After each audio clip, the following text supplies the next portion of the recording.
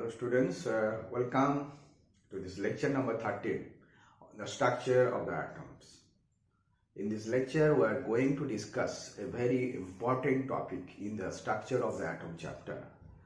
I must say that is the most important in the structure of the atom chapter, and this is the quantum mechanical model of atoms. So today's heading of this video is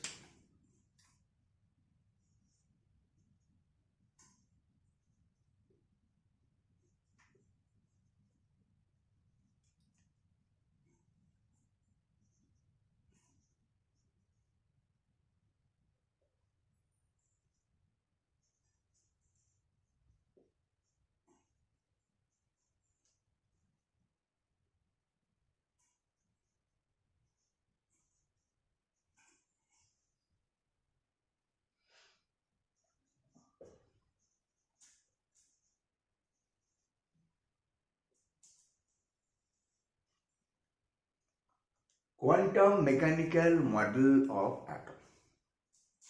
As we know that there is a lot of models we have already discussed. The most improved version was the Bohr model. Still there is some shortcomings in this model. Bohr conceptualized the electron as a charged particle revolving in a well-defined object, well-defined orbit. Thus, Bohr neglected the wave nature of the electron. And when he says that electron is revolving in a well-defined path, means that we know about the position and the velocity of the electron anytime. But for this microscopic object, as per the Heisenberg uncertainty principle, that is not possible. So Bohr model not only violate the wave dual nature of the matter, that is the de Broglie's concept, but also contradicts the Heisenberg uncertainty principle.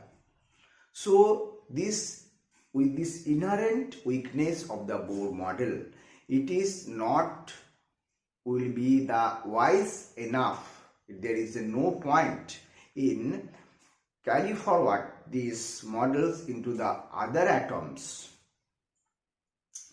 So in this juncture, what is the necessity? The necessity for a improved version of the model, atomic model. And that will take into account all those things, that is the dual nature of the matter as well as so the Heisenberg uncertainty principle. This came with the advent of the quantum mechanics. Now, quantum mechanics, other mechanics we know that we are already acquainted with, that is the classic mechanics. Classic mechanics are very much useful. So what is there? Now the two mechanics comes here. Number one, that is classic mechanics.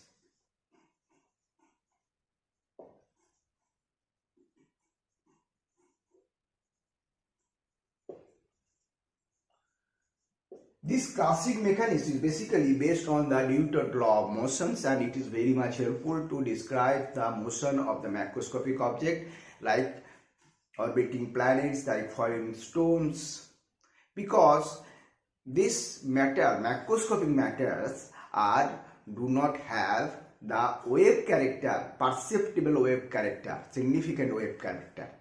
But when we apply this classic mechanics on the microscopic objects for explaining its motion, it fails, because it not included the wave nature of the matters in its laws. So classic mechanics has been replaced by the new version, that is the quantum mechanics.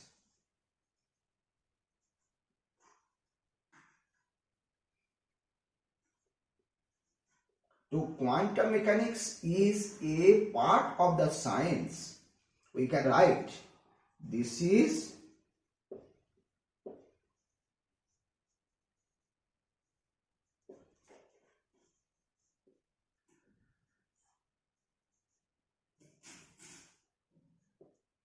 this is the quantum mechanics, that this is a part of science which takes into account the dual nature of matter, and the law formulated by this quantum mechanics will be applicable for explaining the motions of the microscopic object. Okay, and when we use these laws of quantum mechanics to the macroscopic object, it will give the same result, although it is having no wave nature. No significant wave. Wave is there, but it is not so significant. So quantum mechanics comes for the quantum mechanical model of the atoms. It is in the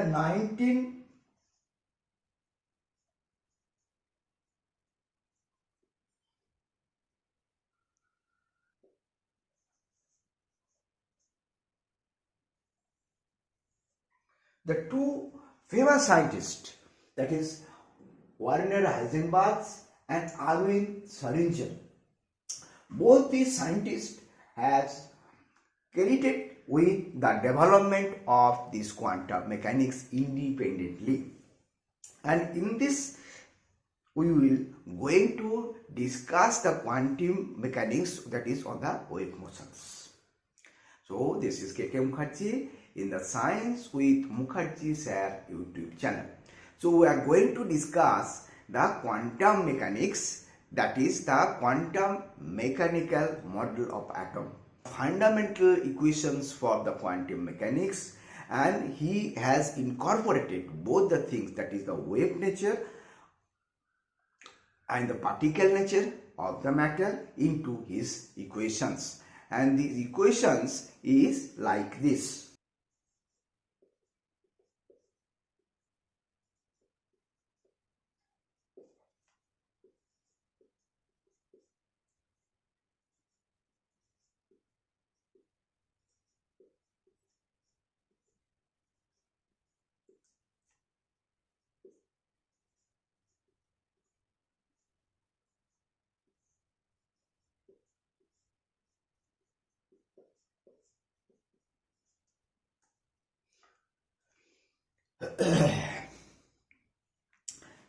This is the Schrödinger equation.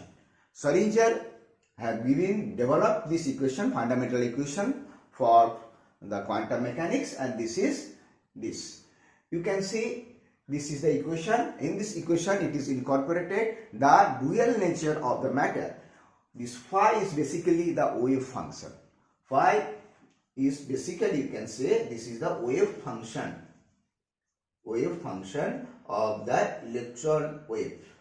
Electron is basically wave, we know, and it is also the amplitude of the wave, amplitude of the electron wave at a point in the x, y, z coordinates. And another thing that we will learn afterwards, that is the phi square, the probability density, because at that time when we say that electron cannot be found with a distinct identity, cannot be found in the atom, so there is a term probability come, and this probability is correlated to the wave function square. This is the probability density of the electron. So this is the equation. In this equation you can see one thing, very important thing, that Schrödinger described the motions. We can write this. Schrödinger described the motion of the electron.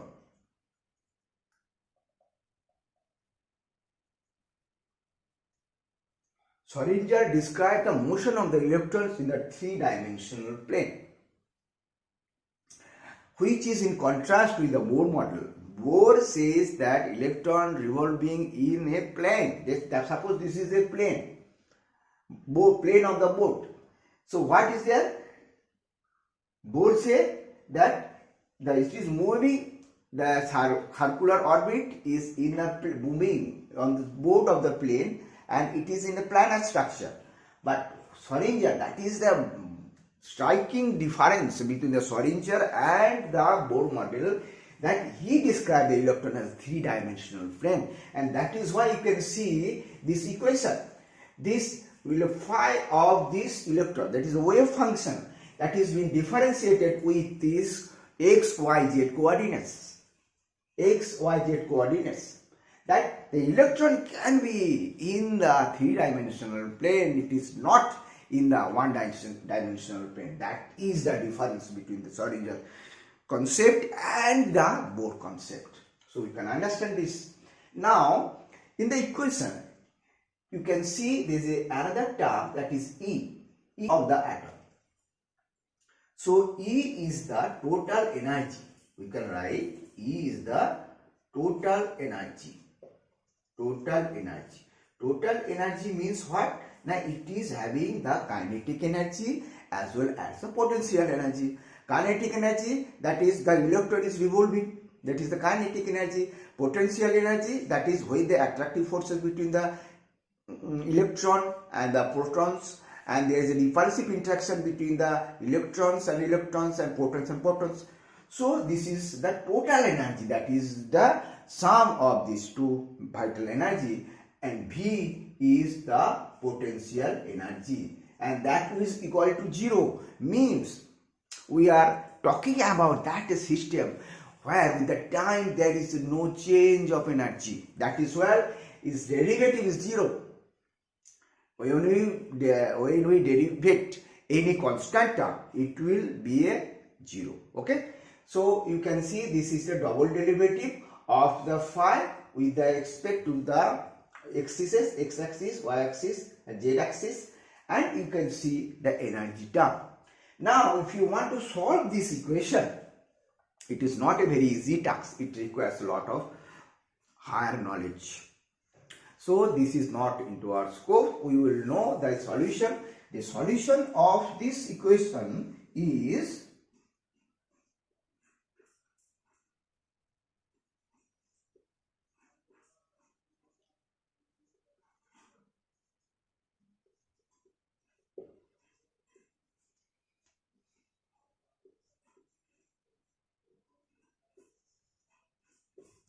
solution of this equation is E and phi, that is energy and associated wave functions. Energy and associated wave function. And this energy and associated wave function is characterized by the quantum numbers. And those quantum numbers, there is a 3 basic quantum numbers that we were talking about this, and that will give the whereabouts of the electrons. The complete information about this electron will be given by these quantum numbers. And what is phi, that we will discuss when we discussing the shape of the orbitals. Okay. Now what is happening, that we do not know certainty with the 100% certainty where will be the electron is, but we know with the 90 to 90% probability the electron will be lie in this place, and that is called the atomic orbital. So we write down this atomic orbital. This definition of atomic orbital is this.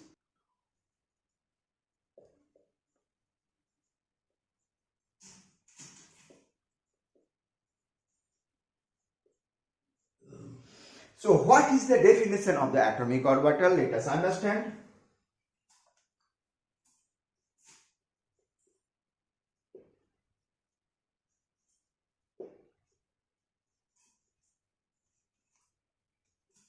So this is the definition of the atomic orbital. It is basically a three-dimensional space, beam on the dimension.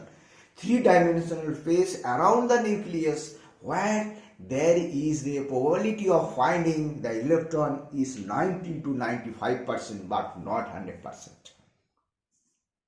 So in this case, he obeyed the uncertainty principle of the Heisenberg. That probability of electron is 90 to 95%, but not 100%. 100% means you certain. You will become certain about and this place the electron will be there. But that is not possible for the electrons, that we already understand. So it is basically the three-dimensional place around the nucleus where you will find the probability of the electron is 90 to 95%, and that is a very, very important concept you must remember. Now what we are talking about? We are talking about the quantum numbers. What are the quantum numbers?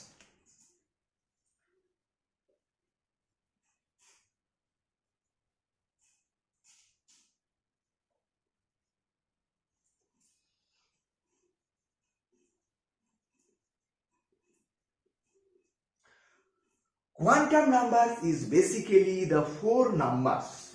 We can write it.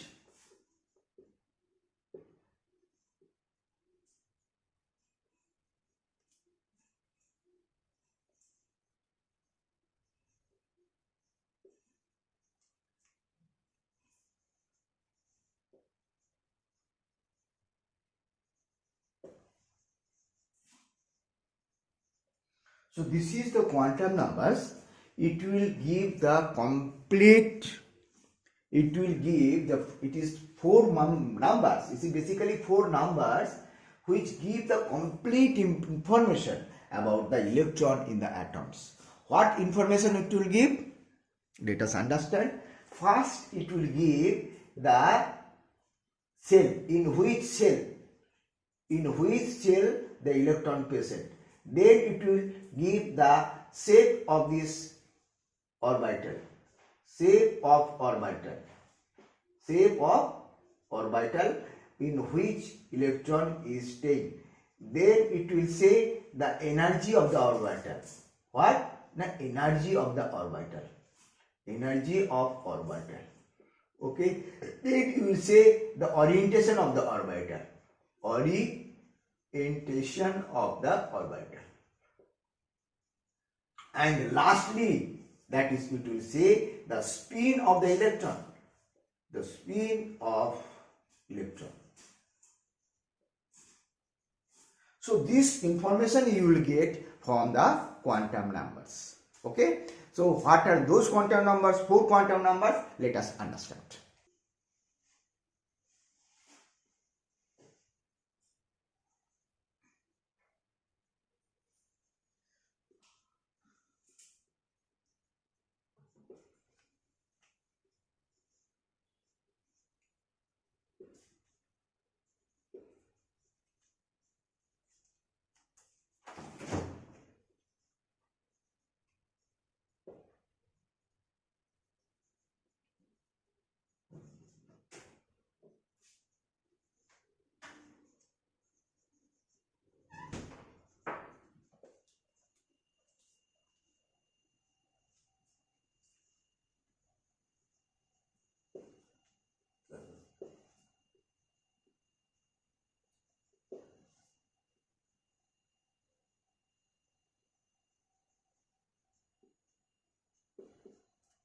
So these are the four quantum numbers. These four quantum numbers are: number one, the principal quantum number; number two, the azimuthal quantum number; number three, the magnetic quantum number; number four, the spin quantum number. These are the four quantum numbers, and these four quantum number will give you the complete information about the electrons. So this quantum number we will discuss in the next video with some examples, because in this topic there will be questions is definitely come in your exams. So we will concentrate on these four quantum numbers in the next video. Hope you understood it, you enjoy it. If you like this video, you can share with your friends, and thank you for listening this video. Thank you very much.